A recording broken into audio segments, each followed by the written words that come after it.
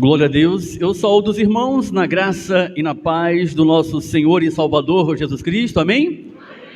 É um prazer estar aqui com vocês e saber que temos aqui essa comunidade abençoada por Deus, uma comunidade em graça, que é uma raridade aqui em nosso Brasil, né? Então, fiquei muito feliz pela recepção do pastor Everaldo, da sua esposa, família, e poder estar aqui e compartilhar desse conhecimento maravilhoso que o Senhor tem nos dado da sua eterna graça. Que o Senhor mais uma vez possa nos conceder a sua graça no pleno entendimento da sua verdade. Eu peço aos irmãos que acompanhem com toda a diligência tudo aquilo que será ministrado aqui. Uma boa noite aos irmãos que também nos acompanham através do Facebook, YouTube. E assim que terminar a mensagem, estaremos abrindo espaço, com a permissão do pastor, claro, para que os irmãos possam fazer qualquer pergunta relacionada ao assunto que estaremos a ministrar. Amém?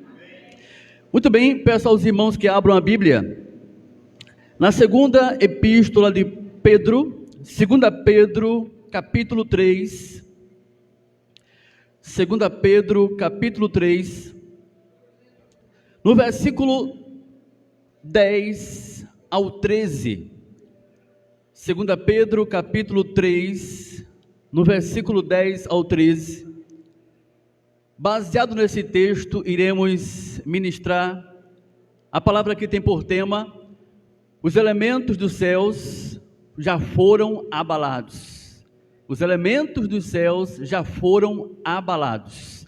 E diz assim a palavra do Senhor: virá, entretanto, como ladrão o dia do Senhor, no qual os céus passarão com estrepitoso estrondo, e os elementos se desfarão abrasados.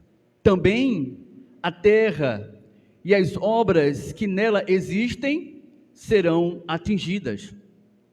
Visto que todas essas coisas hão de ser assim desfeitas, deveis ser tais como os que vivem em santo procedimento e piedade, esperando e apressando a vinda do dia de Deus, por causa do qual os céus incendiados serão desfeitos, e os elementos abrasados se derreterão. Nós, porém, segundo a sua promessa, esperamos novos céus e nova terra, nos quais habita justiça. Vamos orar ao nosso Deus, vamos buscar do Pai a orientação de tudo aquilo que acabamos de ler, em nome de Jesus. Oremos. Eterno e santo Deus, Pai, de nome de Jesus Cristo, graças te damos por mais esse momento precioso, qual estamos aqui em Jacuípe, Alagoas, com os nossos irmãos, para contemplar a tua palavra, os teus ensinos, a tua verdade. Sim, Pai, chegou o momento do Senhor se manifestar por meio da tua palavra. O Senhor já se faz presente em nosso ser. Trouxemos louvores, adoração ao teu nome, o nome que está acima de todos os nomes. E agora pedimos que por meio do teu Espírito, o Senhor venha a nos instruir, que a tua verdade possa nos trazer tudo aquilo que precisamos em louvor do teu nome, Pai. Sem o teu Espírito nada podemos fazer. Estamos aqui pedindo que tu possas fazer infinitamente mais do que pedimos ou pensamos, Pai. Em louvor da tua honra, da tua glória, fala-nos, ó Santo Espírito. Nós te pedimos em louvor do teu eterno nome, e assim a igreja santa possa dizer amém. Amém, graças a Deus, louvado seja o Senhor. Os elementos dos céus já se desfizeram abrasados, já foram abrasados. É comum ler esse texto que acabamos de ler aqui, e geralmente soa a expectativa de que um dia toda essa criação, tudo o que foi criado por Deus, será destruído pelo fogo. É comum quando as pessoas leem esse texto que diz: olha, A palavra está dizendo que virá, entretanto, como ladrão, o dia do Senhor, no qual os céus passarão com um estrepitoso estrondo, e os elementos se desfarão abrasados, também a terra e as obras que nela existem serão atingidas. Então, quando se lê esse texto aqui, geralmente se apresentam expectativas presentes como a futura de que o Senhor há de se manifestar em breve. Há uma vinda para acontecer, e quando essa vinda acontecer, a Bíblia diz que o sol há de se escurecer, a lua não dará mais a sua claridade, as estrelas cairão do firmamento, isso aqui tudo será destruído. Há uma expectativa de que isso venha de fato acontecer, literalmente isso venha a suceder ao rumo da história. 99% da igreja de Cristo Jesus aguarda que isso venha acontecer de fato. Mas, irmãos, na verdade, o apóstolo Pedro, ele não estava falando aqui acerca da destruição do planeta Terra. Por incrível que pareça, Pedro não estava falando aqui que um dia, literalmente, o sol iria se apagar, as estrelas iriam cair, a lua não daria a sua luz, o sol, a terra, os céus iriam se enrolar como pergaminho. Não, Pedro não estava relacionado, falando com relação a essas coisas, não. Pedro, ele estava, na verdade, tratando acerca do fim do antigo pacto mosaico. Ele estava falando justamente disso. Ele não estava falando do fim do planeta Terra, ele estava falando do fim da antiga dispensação, com os rituais, cerimoniais, abluções, sacrifícios. Era disso que o apóstolo Pedro estava falando aqui. Antes de irmos adiante e explicar de forma mais detalhada esses versos que acabamos de ler, é importante que leiamos o que está escrito em Salmo capítulo 72. Veja comigo, por favor, livro de Salmo capítulo 72, Salmo capítulo 72, no versículo 5, um salmo messiânico, que vai dizer assim um salmista. Todos encontraram? Salmo capítulo 72, no versículo 5, diz assim o texto. Presta bem atenção ao texto que lemos, e agora o que o salmista vai dizer aqui em Salmo 72, 5. Diz a palavra, um salmo messiânico relacionado à missão de Jesus Cristo, quando ele viesse a se manifestar ao mundo e sentar no seu trono de glória. Diz a palavra, ele permanecerá enquanto existir o sol, e enquanto durar a lua, através das gerações. Olha só, o texto aqui está dizendo que enquanto durar a lua, enquanto existir o sol, o Senhor permanecerá reinando, governando, existindo. Ou seja, se um dia, irmãos, o sol deixar de brilhar, se um dia a lua não resplandecer, então como é que o Senhor poderia estar governando o seu povo? Estão percebendo? Não faz sentido. É algo contraditório aqui. E não tem como se contradizer. Não tem como a gente ler 2 Pedro 3,10, achando que realmente Pedro estivesse falando do fim das coisas criadas. No versículo 17 do mesmo capítulo, olha só, um pouco mais à frente, vai dizer assim no verso 17 agora: subsista para sempre o seu nome, e prospere enquanto resplandecer o sol, nele sejam abençoados todos os homens, e as nações lhe chamem bem-aventurado. Olha lá, subsista para sempre o seu nome, e prospere enquanto resplandecer o sol. Então, se um dia o sol deixar de resplandecer, como pode o nome do Senhor subsistir? Não tem sentido, não tem coerência. Então tem coisa errada aí, tem coisa errada com o que estão ensinando por aí. Porque estamos vendo aqui uma contradição, e a Bíblia não se contradiz. Por que os homens ensinam que um dia o planeta Terra será destruído, quando que a própria palavra nos diz que não? Isso é impossível, isso é incoerente. Olha lá, vamos ver outro texto aqui, Salmo ainda, capítulo 78, Salmo capítulo 78, agora, livro de Salmo capítulo 78, no versículo 69, diz a palavra assim: e construiu o seu santuário durável como os céus, e firme como a terra, que fundou para um dia ser destruído, amém? Não, ele disse, e firme, ele criou o seu santuário como a terra, que fundou para sempre, aleluia, fundou para sempre. Mas como é que tem nos ensinado que essa terra um dia vai ser destruída? Tem coisa errada, pastor. Tem coisa errada aí. Tem gente ensinando errado. E também nós aprendemos errado. Mas hoje, o Senhor nos dá a oportunidade de conhecer a verdade com relação a essa questão. A Bíblia diz que a terra Ele fundou para sempre. Eclesiastes 1:4. Geração vai, geração vem, mas a terra permanece para sempre.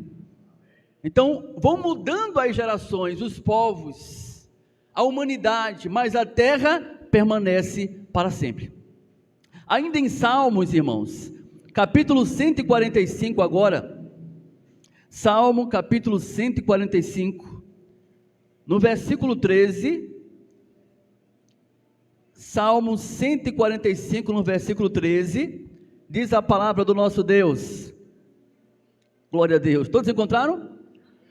Diz assim a palavra: o teu reino é o de todos os séculos, e o teu domínio subsiste por todas as gerações. Ou seja, as gerações, a humanidade, ela é permanente, todas as gerações, como vimos em Eclesiastes 1:4. Geração vai, geração vem, porém a terra permanece para sempre. O Senhor é fiel em todas as suas palavras e santo em todas as suas obras. Então, a palavra de Deus aqui, mais uma vez, mostra, irmãos, que o Senhor, Ele reina. O teu reino é o de todos os séculos, interminável, todos os séculos, e o teu domínio subsiste por todas as gerações.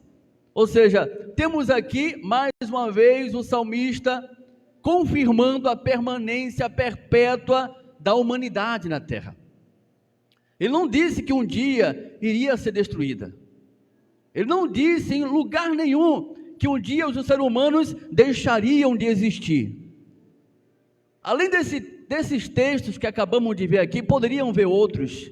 Eu quero que vocês, por favor, abram agora em Gênesis capítulo 9. Gênesis capítulo 9. Esse aqui é de arrepiar, irmãos. Gênesis capítulo 9, no versículo 8 em diante. Agora vamos ver um relato de um diálogo entre Deus e Noé.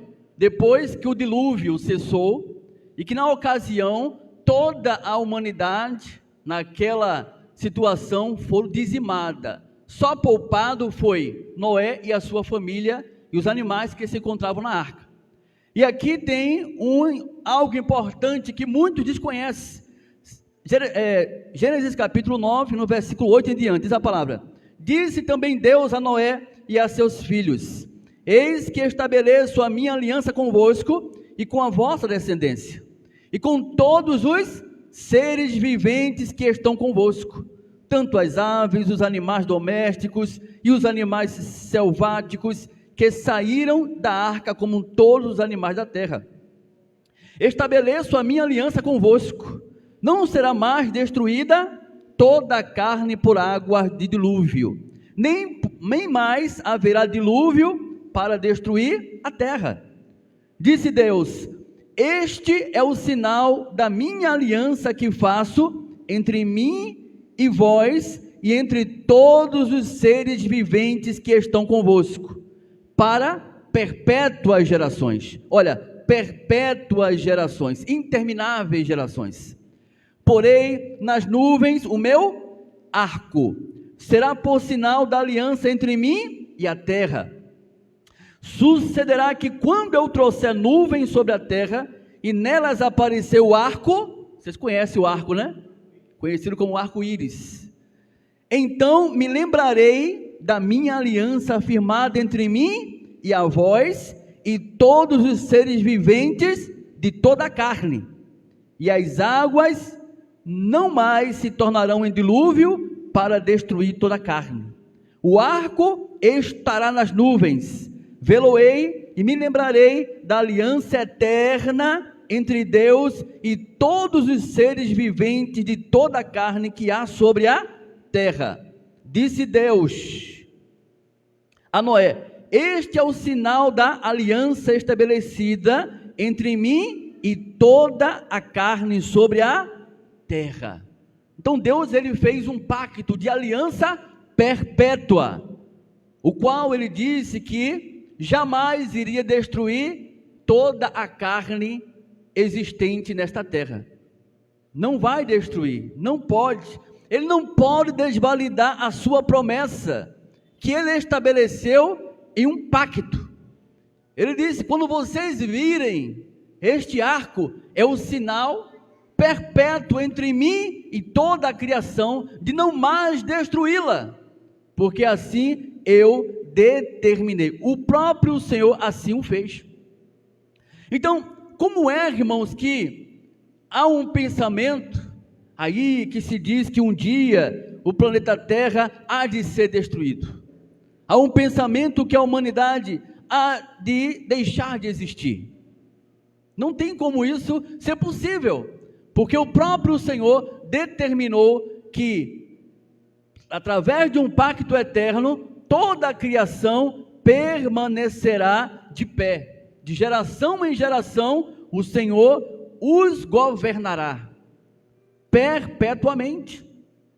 Então, uma vez que provamos que o planeta Terra, a humanidade, não pode ser destruído, porque o próprio Senhor assim o disse, como entender 2 Pedro capítulo 3, no versículo 10 ao 13? Como vamos entender, abençoado? Porque ali é claro o texto, fala que os elementos se desfariam. Como vou entender então 2 Pedro 3,10? É a pergunta que se faz. Por que, abençoado? Nós temos vários textos mostrando que a terra duraria para sempre, não pode ser destruída, como você acaba de apresentar razões para isso. Mas como podemos entender 2 Pedro 3,10? Isso não soa como uma contradição? Não, não é contraditório. Por que não é contraditório? Irmãos, quando você encontrar na Bíblia qualquer texto que apresente um cenário de uma destruição que esteja voltado para a humanidade, que esteja voltado ao planeta Terra após o dilúvio, todas essas passagens não estão de forma nenhuma fazendo a referência ao planeta Terra.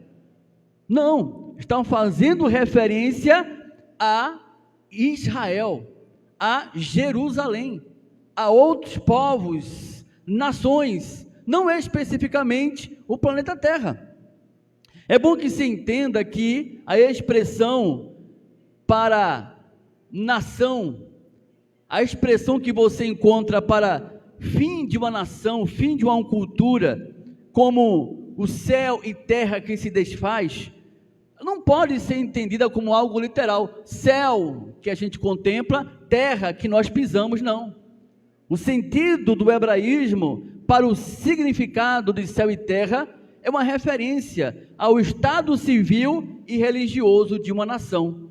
Céu, a autoridade religiosa; terra, o povo.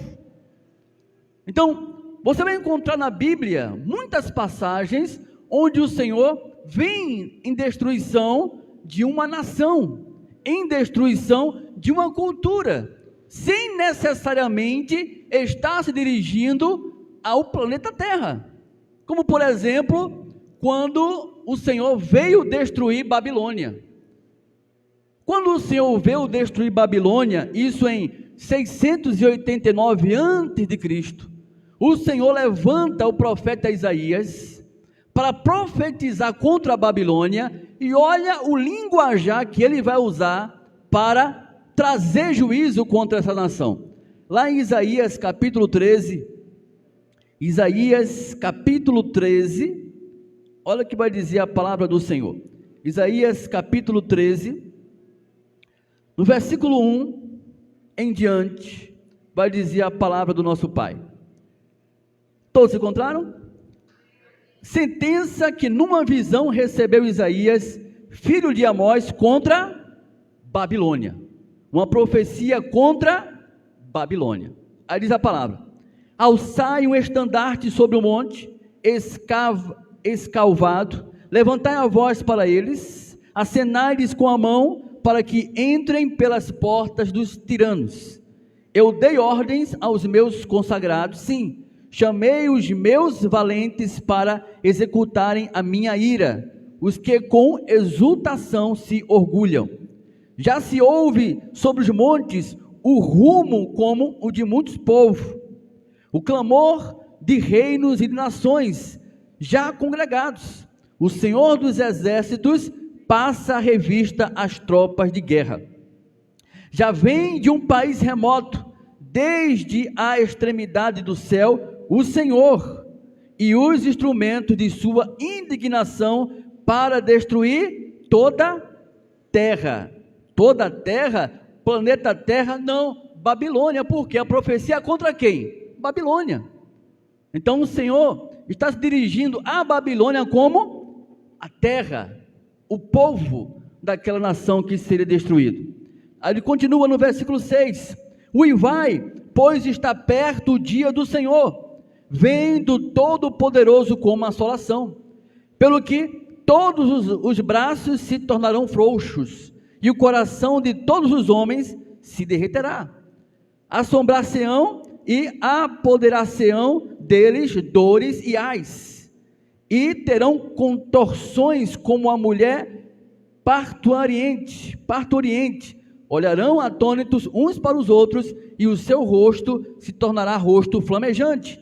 Eis que vem o dia do Senhor, dia cruel, com ira e ardente furor, para converter a terra em assolação e dela destruir os pecadores.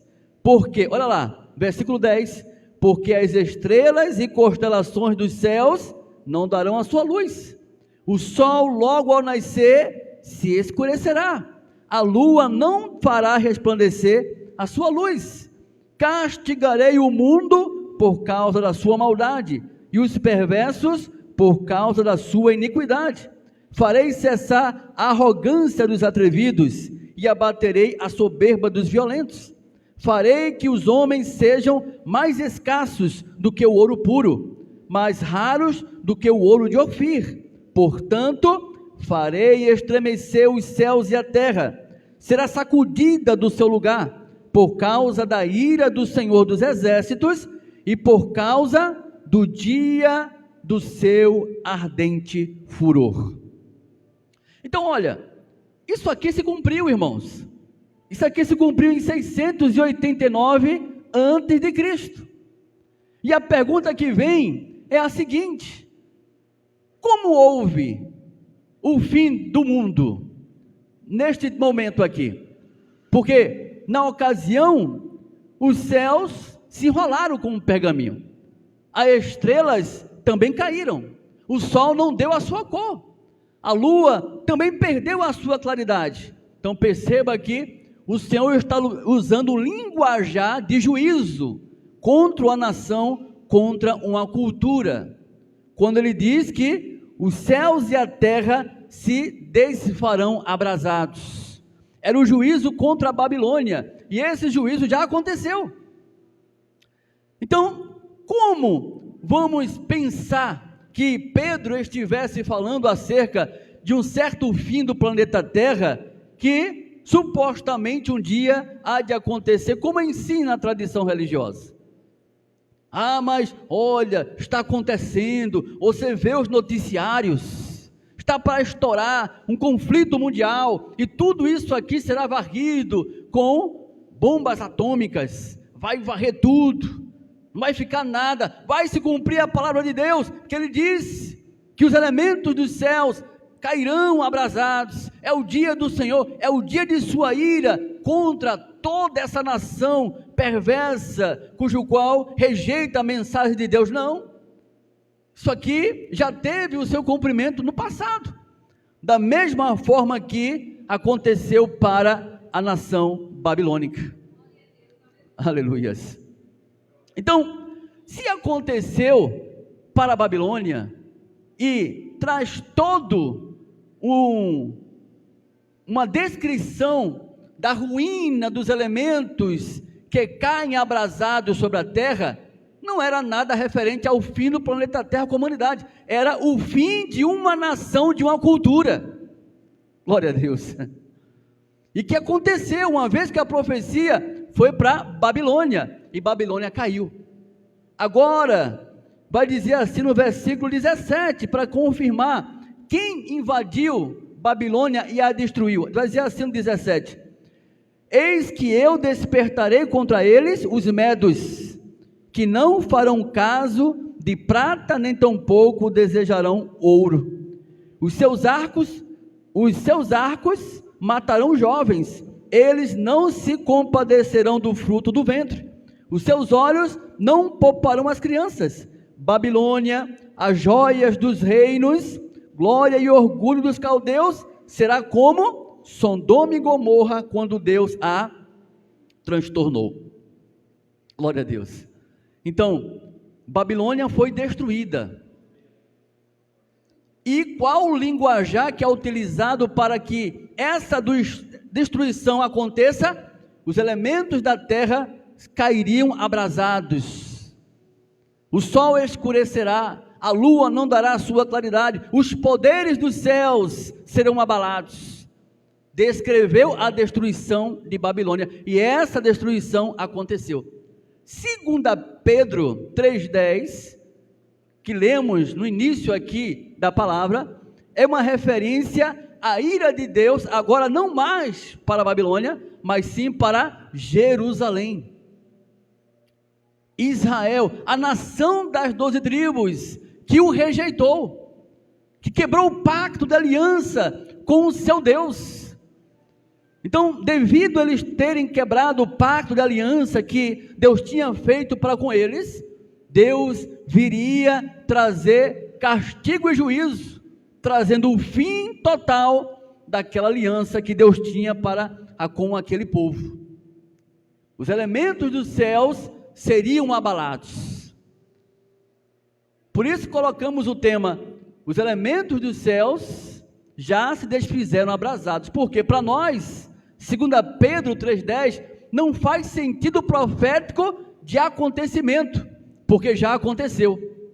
Meu Deus do céu abençoado, como é que você diz uma coisa dessa? É isso, por mais que soe algo como algo que vai mexer com você, de repente que está assistindo a live, vai deixar você meio atordoado, puxa vida, como é que você diz uma coisa dessa? Mas é o que estamos provando. Os céus, os elementos dos céus, as estrelas não podem cair do firmamento no sentido literal, é uma linguagem figurada de juízo, que Deus viria trazer para Israel.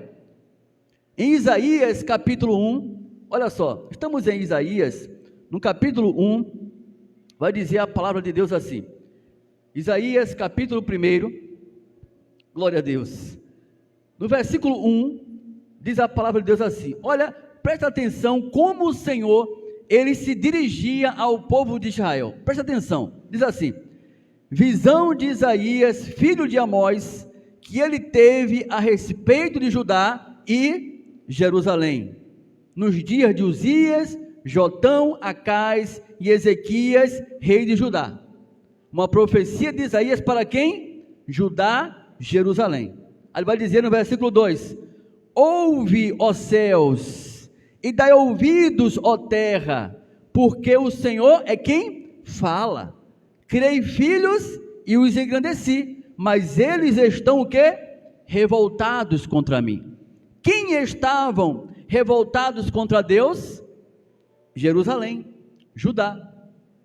Até o ponto dele vir trazer juízo contra eles, que vai dizer no versículo 3, o boi conhece o seu possuidor, e o jumento o dono de sua manjedoura, mas Israel não tem conhecimento, o meu povo não entende.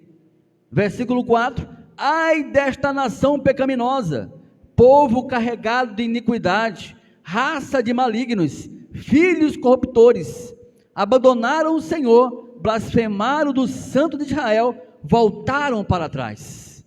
O Senhor dirigindo a quem? Israel, Jerusalém. Como é que ele se dirige a Jerusalém? Ouve, ó céus, dai ouvidos, ó terra.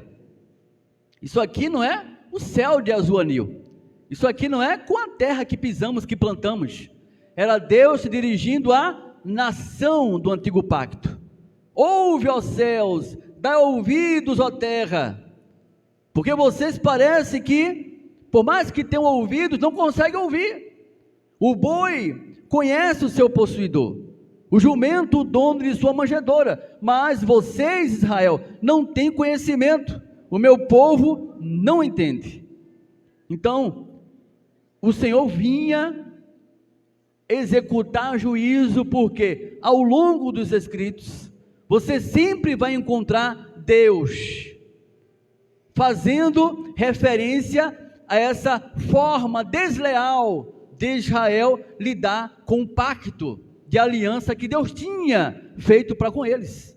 Deus vai usar Isaías, Deus vai usar Jeremias, Deus vai usar Ezequiel, para ver se eles voltavam atrás, para ver se eles se arrependiam, mas era impossível. O fim estava próximo para acontecer. O dia do Senhor viria para trazer juízo contra aquele povo, aquela cultura, aquela nação que não correspondia o seu pacto. Deus estava preparando o fim deles. Não era o fim do planeta Terra, era o fim da nação que quebrou a sua aliança. Lá em Deuteronômio, capítulo 31, vamos lá para Deuteronômio, capítulo 31, aqui Moisés, ele vai trazer algo importante para o povo de Israel, antes da sua morte.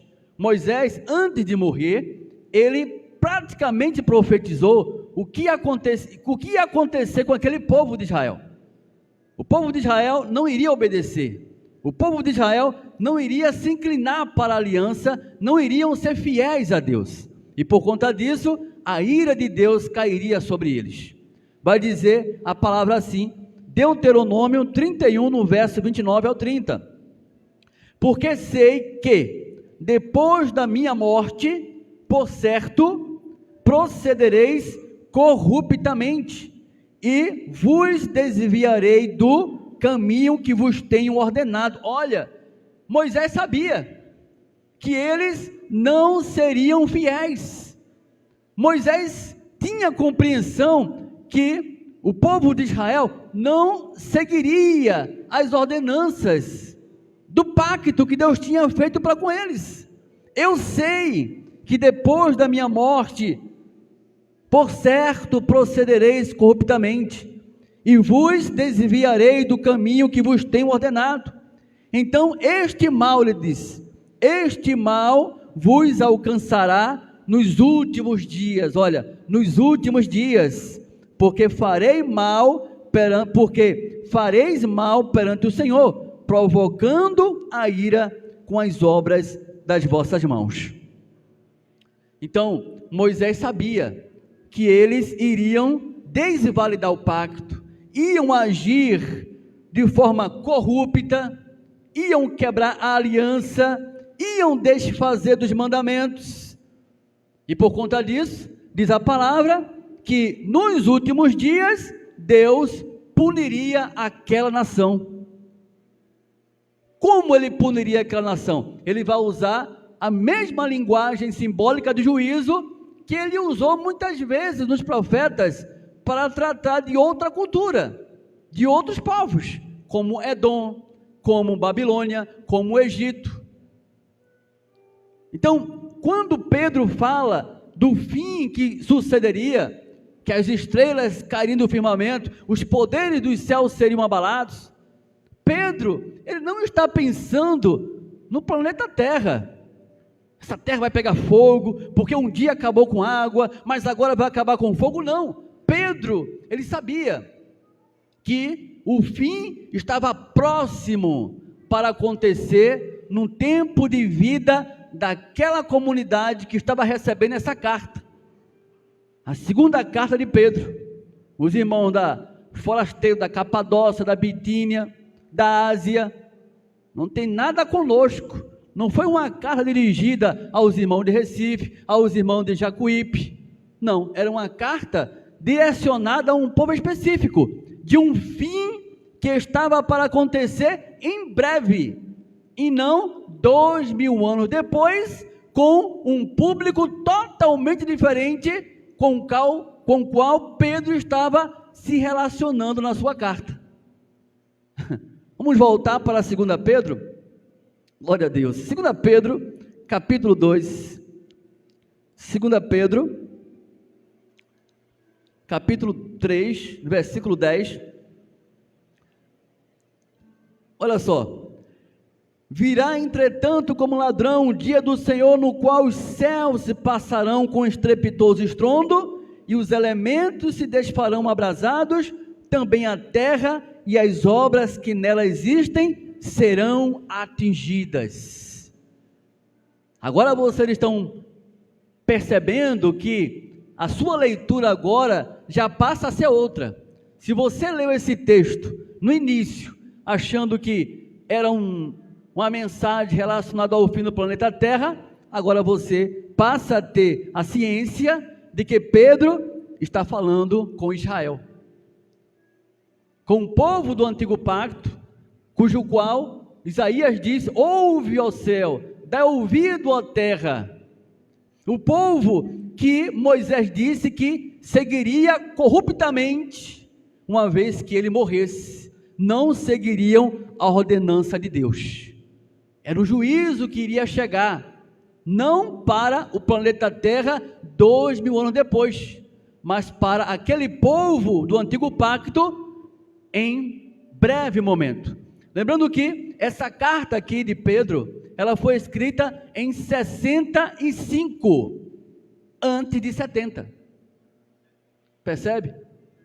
Em 65. Então, se foi em 65 e o fim é em 70, obviamente, o fim de todas as coisas estava próximo.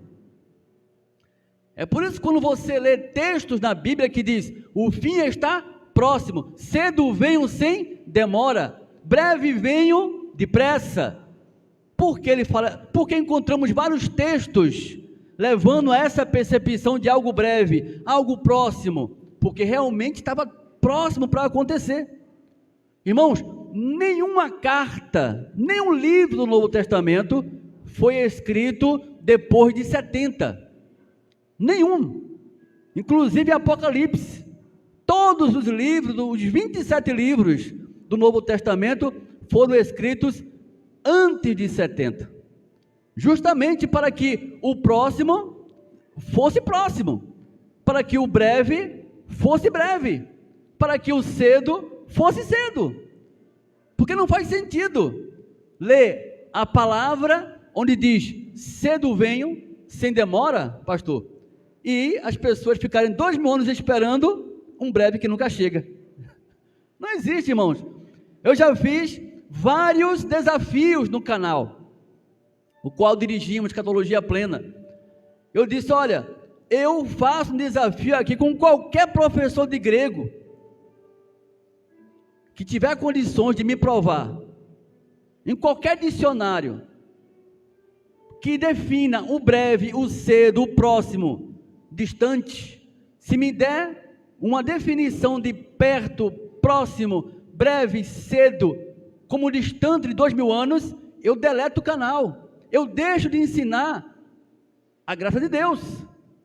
Ninguém até hoje apresentou-se para me dar uma resposta dizendo que tem como definir o próximo, o breve, o cedo para 2000 anos. Ninguém até hoje. Eu sempre faço esse desafio. Olha, eu vou abrir aqui um espaço. Se tiver alguém aí, atenção, eu vou dar tempo.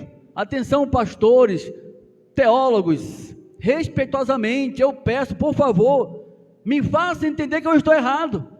Me prove no dicionário, no léxico, me prove em qualquer língua, onde é que está escrito próximo, breve, cedo, distante. Não existe, irmão. Não existe. Não existe. Se você ligar para o iFood e pedir um lanche, você sabe que é breve, esse lanche chega. E se o rapaz do iFood ligar para você e dizer assim, olha, eu vou levar esse lanche aí, mas só vai chegar daqui a 5 anos. Você vai querer um lanche desse? Não. Você vai dizer, não, se eu quisesse um lanche para distante, eu não iria pedir no iFood. Não pediria. Porque não faz sentido. Se eu estou pedindo através desse aplicativo, é porque eu sei que é breve. Eu sei que é logo. Eu sei que rapidamente eu vou ter o meu lanche em minhas mãos. Mas para 2000 anos não faz sentido algum. Quando você lê aqui 1 Pedro capítulo 4, olha só, 1 Pedro capítulo 4, no versículo 7, 1 Pedro, a primeira carta de Pedro, escrevendo aos irmãos, diz assim a palavra, 1 Pedro capítulo 4, no versículo 7, todos encontraram? Glória a Deus. Vai dizer assim a palavra do nosso Deus. Ora, olha só, ora, o fim de todas as coisas está distante, amém? Não está assim? Como é que está na tua Bíblia? Próximo. Olha, Pedro já tinha falado aos irmãos, aqui é a primeira carta, em 62, a segunda carta foi em 65, 3 anos antes, Pedro escreveu dizendo, ora, o fim de todas as coisas está próximo, sede portanto criteriosos e sóbrios, e bem das vossas orações. Então Pedro diz, olha, o fim de todas as coisas está próximo, sede sóbrios, vocês irmãos, ficais atentos, e bem nas vossas orações. Aí vem uma pergunta agora, para você que nos assiste, se o fim de todas as coisas que estava próximo não aconteceu, onde estão esses irmãos? Será que eles estão até hoje orando, esperando que esse dia aconteça? Hein, pastor? Não tem, meu irmão, tem coisa errada, eu não tenho, tem coisa errada, mas quem está errado aqui? As escrituras ou a tradição religiosa? Pelo amor de Deus, não somos nós, irmãos, não é você que lê as escrituras de forma fiel, é a tradição que tem feito com que o povo de Deus esteja voltado àquilo que eles querem que seja a verdade, e não o que a Bíblia diz o que é a verdade. Não, irmãos, nós da graça de Deus prezamos para falar aquilo que a palavra diz que é a verdade do Pai, prezamos, arrisca, não temos medo, não temos receio, não ficamos preocupados, como é que vai ficar, olha, será que aqueles irmãos que vieram ao culto do domingo, eles vão voltar no próximo domingo, porque eu estou falando alguma coisa, que eles não ouviram antes isso aqui, mas a pergunta daqueles que ouvem é o seguinte, está escrito ou não está escrito? Aí sim, está escrito, eu vou voltar ali, porque ali fala do que está escrito, pastor, glória a Deus, fala daquilo que eu não ouço, Fala daquilo que às vezes até ouço, mas é explicado de forma que não dá para que eu possa compreender fielmente por aquilo que está escrito. E soa realmente de forma que não glorifique a Deus. Então está aqui, irmãos. Ele disse, olha, o fim de todas as coisas está próximo. Era próximo. Estava para acontecer. Quando você vai para no versículo 17, olha só agora, no verso 17 do mesmo capítulo, diz assim, ó, porque, olha lá, porque a ocasião de começar o juízo pela casa de Deus é chegada. Aleluias. Ora, se primeiro vem por nós o juízo, qual será o fim daqueles que não obedecem ao Evangelho de Deus? Então perceba que Pedro agora, ele coloca o juízo para quando? Relacionado ao templo judeu. Ora, porque a ocasião de começar o juízo pela casa de Deus é chegada. Referindo-se ao quê? Ao templo judaico, que seria destruído pelo exército romano. Quando isso acontecesse, irmãos, o velho pacto, a velha aliança terminaria. Iria sucumbir, para que a igreja de Cristo Jesus, os santos eleitos de todos os lugares, pudessem desfrutar de uma gloriosa, eterna aliança, a aliança da graça de Deus. Aleluias. Até então era uma promessa. Jesus derramou o seu sangue, tinha que ser necessário, para que, quando o templo caísse, a nova aliança pudesse ser desfrutada gloriosamente pelos filhos predestinados do Senhor. Era uma expectativa até então. Enquanto o templo estivesse de pé, estava mantendo-se de pé as abluções, os sacrifícios, derramamento de sangue, tudo que estava acontecendo normalmente, como se Jesus não tivesse morrido, como não estivesse sido o sacrifício perfeito. Então o templo tinha que cair, e isso estava próximo para suceder. Por isso que Pedro fala que não iria demorar 2000 anos. Ora, irmão, o fim de todas as coisas está próximo. Sede, portanto, criteriosos, sóbrios e bem em vossas orações, porque não vai demorar.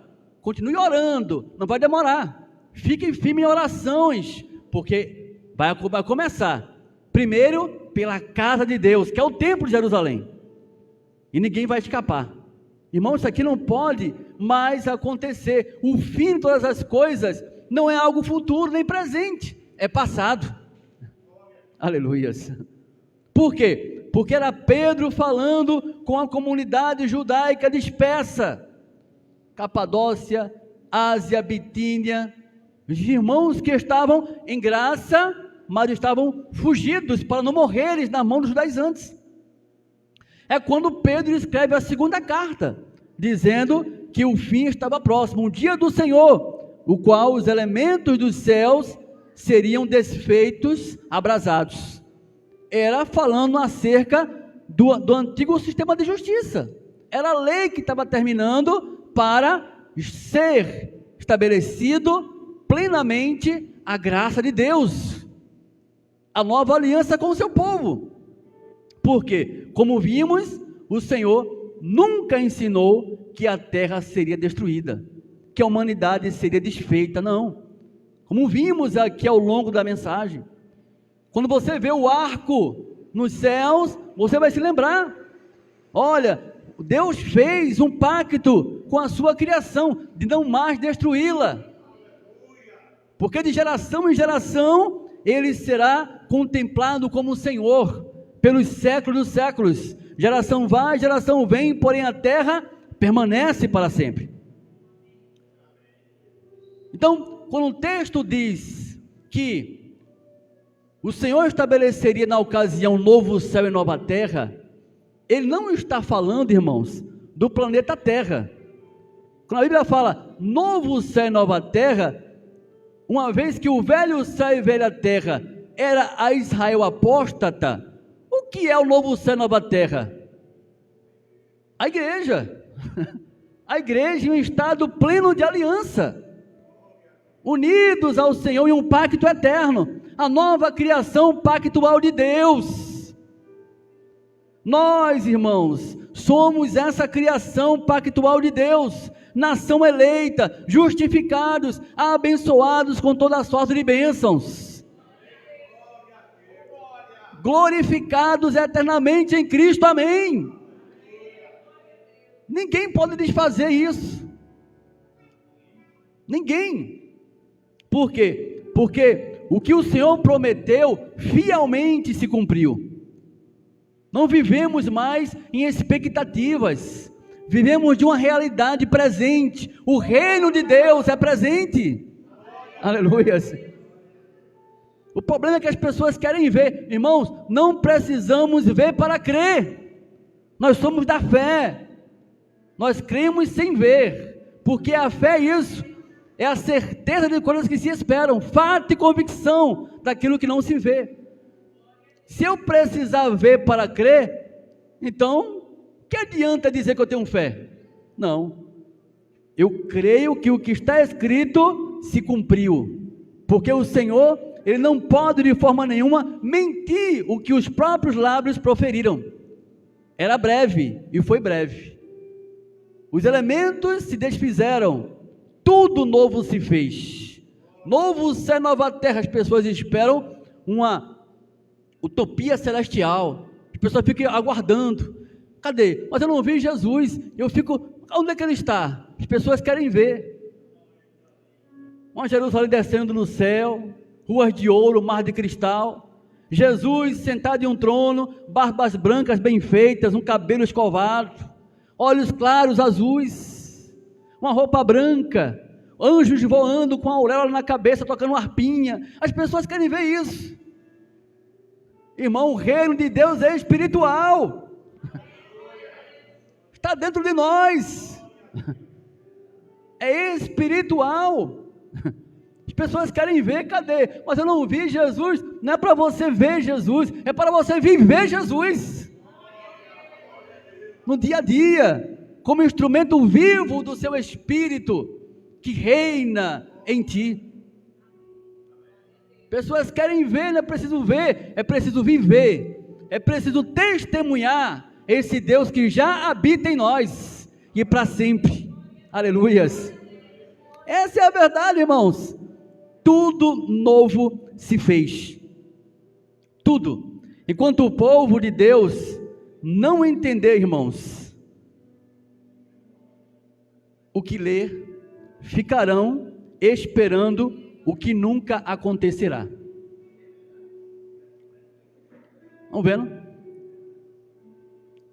Nesse exato momento, temos várias congregações lotadas, mas o que é que está se ouvindo? Será que edifica? Ou apenas traz uma emoção passageira? Olha, o culto foi eletrizante, foi muito bom, olha, o pastor pulou, falou em línguas, batizou todo mundo, mas acordou na segunda, esqueceu de tudo que foi pregado, não vai servir para a vida dela, só foi aquele momento. Na graça não, irmãos, na graça o alimento serve para toda a nossa vida, aleluia, eterno, porque o conhecimento edifica, a verdade constrói, a verdade constrói. O que me fez vir de Recife para cá? A verdade da graça de Deus. O pastor não me conhecia, mas através da verdade que ele tem ministrado, fez com que nós viéssemos a se conectar, e hoje eu estou aqui, ministrando essa verdade para vocês, o qual glorifica a Deus, conhecendo mais uma família da fé, o qual também dá crédito à verdade do Pai, à verdade dos céus. Então, irmãos, enquanto o povo de Deus não entendeu o que ler, olha, ficarão esperando o que nunca acontecerá. Jesus não vai voltar, Irmãos, são 2000 anos, porque ele já veio. O fim do mundo não vai acontecer, porque a Bíblia não ensina nada sobre o fim do mundo. Ensina o fim do antigo pacto, e acabou com a queda de Jerusalém. Terminou. Não precisamos mais de submeter a nenhum sacrifício, a nada que venha nos forçar a pagar o preço. Olha, você tem que oferecer uma fome para Deus, para poder receber poder. Você tem que subir um monte para poder ser próspero. Não, eu tenho que acreditar na verdade do Pai, porque ela pertence aos da fé, pertence a mim. E dela permanecer, porque eu sei em quem tenho crido. E Ele há de suprir cada uma de minhas necessidades, sem que eu venha fazer nenhum tipo de sacrifício, porque Deus, Ele cuida de mim. Aleluias. Sem pressa dessas coisas, como muitos submete.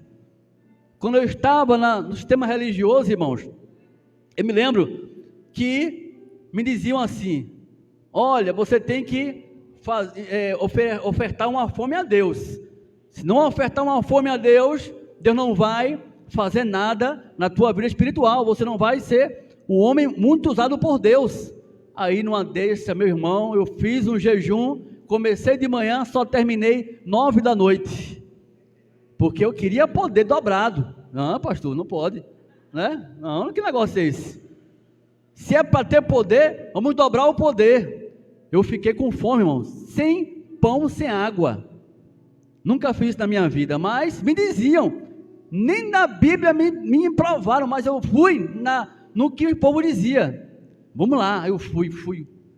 Deus, com a sua misericórdia, num culto de uma congregação, eu entrei, sem querer, ouvi uma igreja, de noite, praticamente, 7 da noite, eu entrei na congregação, igreja Casa da Benção. Estava tendo um culto de mulheres. Eu fiquei até envergonhado quando entrei. Não, irmão, fique tranquilo, pode ficar à vontade, porque é uma reunião de mulheres, mas Deus vai falar com você. Eu amei, fiquei ali ouvindo, mas eu fiquei mais porque no final tinha um lanche, eu estava com fome. Aí terminou o culto, aí partiram um bolinho, as irmãs, eu, puxa vida, comi que parecia um banquete, pedaço de bolo, porque estava quebrando meu jejum. Orei a Deus, entreguei meu jejum. Ah, Senhor, agora eu vou ter poder. Cadê o poder? Mas é isso que se ensina, irmãos. As pessoas não se edificam na verdade, as pessoas não crescem no conhecimento, e o resultado é o quê? São as pessoas cada vez mais longe do conhecimento de Deus, que Deus confiou a elas, aos seus filhos escolhidos desde antemão. Então, irmãos, nos minutos finais dessa mensagem, a nossa proclamação é para que nós venhamos a manter-se firme na verdade de Deus. Por mais que as pessoas ignorem, mas que as pessoas digam que não é assim, não é desse jeito, olha, não é bem assim como você ouve lá, prove o contrário. Não é isso, amado? Prove o contrário. Aí sim eu sigo o que você diz. Enquanto você não provar o contrário, não tem como eu te seguir. Eu vou te seguir apenas porque você está dizendo que não é a verdade? Não, tem que ser provado. Eu faço de minhas palavras o que disse o apóstolo Pedro, aqui em 2 Pedro, para a gente encerrar, 2 Pedro capítulo 3, no versículo 17 ao 18, um texto bem conhecido nosso, que vai dizer assim a palavra do Pai. Todos encontraram? Vós, pois, amados, prevenidos como estáis de antemão, acautelai-vos, não suceda que arrastados pelo erro desses insubordinados, descaiais da vossa própria firmeza. Aleluias. Antes, crescei nos rituais, cerimoniais, sacrifícios, amém? Não, antes, crescei na graça e no conhecimento de nosso Senhor e Salvador Jesus Cristo. A Ele seja a glória, tanto agora como no dia eterno. Amém. Aleluias. Aleluias. Então, aquelas palavras aqui que serviram para aquelas comunidades da igreja neotestamentária que aguardavam o fim, ela é atemporal e serve para nós. Por quê? Porque o que importa é ter o coração confirmado com a graça de Deus, e não com ensino de homens, que leva-nos a percepções contraditórias. Falam, ensinam coisas que até parece que tem uma sabedoria, mas que infelizmente leva-nos a lugar nenhum. A graça do Senhor, ela liberta, edifica, constrói, agrega, fortifica-nos no espírito, o alimento da fé do cristão. Amém? Então, meus irmãos, os elementos abrasados do céu não irão acontecer nem hoje, nem amanhã, nem futuramente, porque tudo isso foi obra do passado, já sucedeu no primeiro século da era cristã. Tudo novo se fez. Amém? Essa é a palavra que Deus dispensou nos nossos corações. Assim falou o Todo-Poderoso, em nome de Jesus. Quem tem ouvidos, ouça o que o Espírito falou à igreja, em nome do Senhor. Glória a Deus. Aleluias. Glória a Deus. Meus queridos irmãos, eu pedi para o pastor Erivelto ficar um pouquinho aqui. Sim, a pergunta, né? E quero pedir à igreja que fique de pé. Algum dos irmãos tem alguma pergunta para fazer para o pastor Erivelto? Sobre o assunto? Os irmãos estão perguntando a mim pelas redes sociais aqui, e eu queria perguntar a ele, né, para atender o pedido dos irmãos, porque é uma pergunta muito comum sobre a volta de Jesus, é que as pessoas usam aquela expressão, um dia para Deus é como 1000 anos, e 1000 anos é como um dia. E nós estamos cientes que Jesus já veio e mora dentro de nós, não temos nenhuma dúvida, né? Mas o Senhor vai responder agora para os internautas que estão nos perguntando. Amém. Amém. Antes da oração, né? Olha, quando a Bíblia diz, um dia para o Senhor como se fosse 1000 anos, e 1000 anos como se fosse um dia, Pedro não está ensinando que o fim não tem tempo para acontecer. Apenas ele está ensinando que o que ele prometeu iria se cumprir. Não no tempo dos homens, mas no tempo que ele determinou. Então, o que ele prometeu para se cumprir no tempo exato, tinha que se cumprir. Por isso que ele disse que seria breve. Claro, que o breve, para aqueles que olhavam para a promessa com olhos críticos, não era breve. Por quê? Porque Jesus já tinha morrido em 33, para 70, olha, já tinha um bom tempo, né? Então, eles achavam que não ia acontecer nada. Que promessa é essa da vinda desse Cristo que vocês dizem acreditar, que já fazem aí, olha, mais de 20 anos e o fim não aconteceu? Aí o Senhor diz, aí Pedro diz, olha, atente que um dia para o Senhor é como se fosse 1000 anos, e 1000 anos como se fosse um dia. Não fique pensando que o Senhor não vai cumprir o que Ele prometeu, que Ele vai cumprir, no tempo exato que Ele determinou, não o que você quer que aconteça. E esse dia veio, no tempo certo, na geração que não poderia passar. Se Ele tivesse dito que um dia para o Senhor é como se fosse 1000 anos, e 1000 anos como um dia, no sentido que ninguém pudesse descobrir o tempo, jamais Ele diria que o fim aconteceria na geração que não poderia passar. Isso é contraditório. Ele apenas não disse o dia e a hora, mas o tempo Ele disse, tem que ser no tempo da geração. Como uma geração tem 40 anos, não pode ser nesses nossos dias nem no futuro, tem que estar no primeiro século, e esse dia já aconteceu. É isso aí. Está respondido, fica aí. Meus irmãos, eu quero louvar a Deus pela vida do pastor Erivelto. Quero dizer que as suas lágrimas, o choro, a perseguição, né, as calúnias, as lutas e tribulações que o Senhor passou para trazer este conhecimento para o Brasil, tem chegado até nós. Olha ali as suas lágrimas ali. Que Deus te abençoe, que a graça de Deus continue te dando força, né? Você é o primeiro que trouxe o preterismo para o Brasil, e eu quero, através do Ministério da Assembleia de Deus Missão em Graça, te honrar, te dizer muito obrigado, porque o seu trabalho chegou até nós, e nós estamos aqui para dizer que o Senhor agora não está só. Já tem uma multidão que Jesus levantou, viu? Parabéns pelo seu trabalho. Você é o pioneiro aqui no Brasil por trazer a escatologia consumada, né? Uma teologia que está abalando os mestres da religião, e nós fomos envolvidos neste conhecimento, e com muita humildade eu quero lhe agradecer e dizer que a Assembleia de Deus Missão em Graça tem esta gratidão eterna com o Senhor. Amém, muito obrigado, viu? Vamos orar pelo nosso pastor Erivelton e dizer nestas orações, pedir a toda a igreja que digam comigo: pastor Erivelton, muito obrigado, somos frutos das tuas lágrimas,